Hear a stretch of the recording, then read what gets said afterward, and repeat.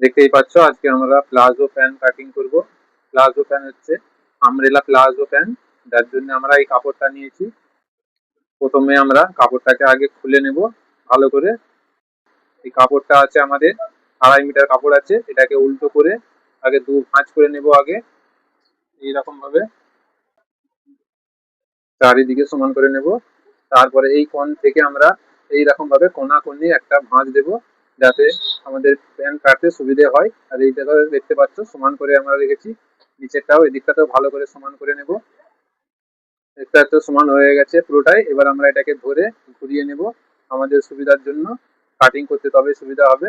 তারপরে এই কোণ থেকে আমরা মাপ নেব, আমাদের কোমর যতটা থাকে সেই হিসাবে আমাদের এটাকে গোল করে আমাদেরকে কাটিং করে বার করতে হবে। আমাদের এটা লাগবে 44 ইঞ্চি কোমরের এই গোল রাউন্ডটা। হ্যাঁ, এটাকে এরকম ভাবে গোল দিয়ে শেপ দিয়ে দেবো। তারপরে একবার মেপে দেখে নেব যে কতটা কাছে এটা এসেছে, আমাদের মাপে এসেছে কিনা। আমাদের মাপে এসে গেছে। এবারে আরেকটা আমরা দিক থেকে দাগ দিয়ে দেবো, ওটা আমাদের ওই দাগ থেকে আমরা কাটবো। আর এটা আমাদের নিট মাপ থাকবে, এটা আমাদের নিট মাপ থাকবে। আমাদের 44 ইঞ্চি এটা রেডি হয়েছে। এবার আমরা বেল্টের জন্য 7 ইঞ্চি বাদ দেবো আগে। 7 ইঞ্চি বাদ দিয়ে তারপরে কাটিং করব। আমাদের বেল্ট হবে 7 ইঞ্চি বেল্ট থাকবে কোমরে, তাই 7 ইঞ্চি ওপর থেকে বাদ দিয়ে দাগ দিয়ে 7 ইঞ্চি ধরে তারপরে আমরা পায়জামার লম্বাটা নেব। আমাদের পায়জামার লম্বা যার যতটা পায়জামার লম্বা সেই হিসাবে নেবে। আমাদের লম্বা আছে 37-ইঞ্চি, তাই আমরা 37 ইঞ্চি দাগ দেবো। তারপরে এইরকম ভাবে এখানটাও একটা 37 ইঞ্চি দাগ দেবো, দিয়ে আরেকটু সরিয়ে এরকম গোল গোল করে আমরা 37 ইঞ্চিতে দাগ দিয়ে দেবো।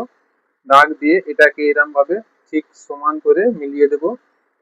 তারপরে একটু টেনে নেবো কাপড়টা। তারপরে এদিকটাতেও আমরা ঠিক একইভাবে 37 ইঞ্চিতে দাগ দেবো। এখানে 37 ইঞ্চিতে দাগ দিয়ে এটাকেও এরকম ভাবে গোল গোল করে 37 ইঞ্চি করে দাগ দিয়ে গোল করে সে রাউন্ড শেপ দিয়ে দেবো। দেখতেই পাচ্ছ আমাদের এটা ড্রয়িং করা হয়ে গেছে। এবার আমরা এটাকে মার্জিন রেখে কাটিং করে নেব। এরকম ঠিক মার্জিন রেখে আমাদেরকে এটা কাটিং করতে হবে। দেখতেই পাচ্ছ এটা আমাদের কাটিং হয়ে গেছে। এবার আমরা এই কোমরের দিকটায় আমরা কাটিং করব। আমার যে মার্জিন এর দাগ দিয়ে রেখেছিলাম সেই দাগ দিয়ে আমরা এটাকে কেটে নেব। এটাও কাটা হয়ে গেছে। এবার আমরা এটাকে এবার আমরা কাপড়টাকে একটু ঘুরিয়ে নেব। পায়ের জন্য মাপ নিতে হবে। আমরা উপরের সেই একই রকম ভাবে 7 ইঞ্চি বাদ দিয়ে 15 ইঞ্চিতে দাগ দেব। 15 ইঞ্চিতে দাগ দিয়ে তারপরে 1.5 ইঞ্চি ভেতর দিকে একটা দাগ দেবো। 1.5 ইঞ্চিতে দাগ দিয়ে আমরা এটাকে এইরকম স্কেল ফেলে এইখান থেকে দাগ দিয়ে কোণ অবধি নিয়ে মিলিয়ে দেব। তারপরে এখানটা একটা শেপ দিয়ে দেবো। দেখতেই পাচ্ছ এটা হাইয়ের জন্য। এটাকে এবার আমরা কেটে নেব। এটা কেটে নিলেই আমাদের প্লাজো প্যান্ট প্রায় কাটিং হয়ে গেছে।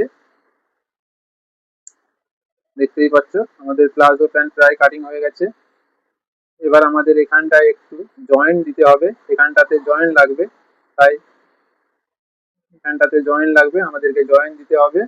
তার জন্য আমরা এই কাপড়টা ব্যবহার করব। দেখতেই পাচ্ছ এখানে আমাদের কাপড় যেটা বাড়ি ছিল ওই কোণ থেকে সেইটাকে ব্যবহার করব। এটাকে এইরকম ভাবে কাপড়টাকে ফেলবো আগে। তারপরে আমরা আমাদের পায়জামাটাকে তুলে নেবো, নিয়ে নিচে ভালো করে বিছিয়ে মার্জিন রেখে আমরা ওটাকে সমান করে মার্জিং এর মতন দেখে তারপরে আমরা এটাকে বার করব। দেখতেই পাচ্ছ আমাদের এটা হয়ে গেছে বিছানা। এবার আমরা এটাকে আমাদের এক পাত যে সমান আছে সেইটা সমানে আমরা এটাকে কেটে নেব, কেটে এটাকে বার করে নেব এইরকম ভাবে। দেখতেই পাচ্ছ আমাদের আমব্রেলা প্লাজো প্যান্ট কাটিং হয়ে গেছে। আমব্রেলা প্লাজো প্যান্ট কাটিং হয়ে গেছে।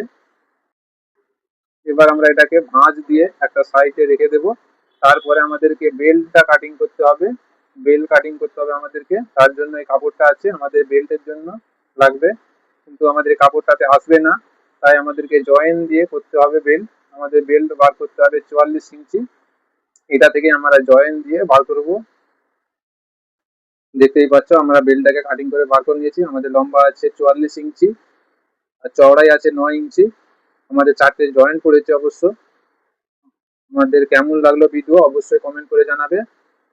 ভালো লাগলে বন্ধুদের সাথে শেয়ার করবে। আজ তাহলে এই পর্যন্তই, আবারও দেখা হবে অন্য কোনো ভিডিওতে।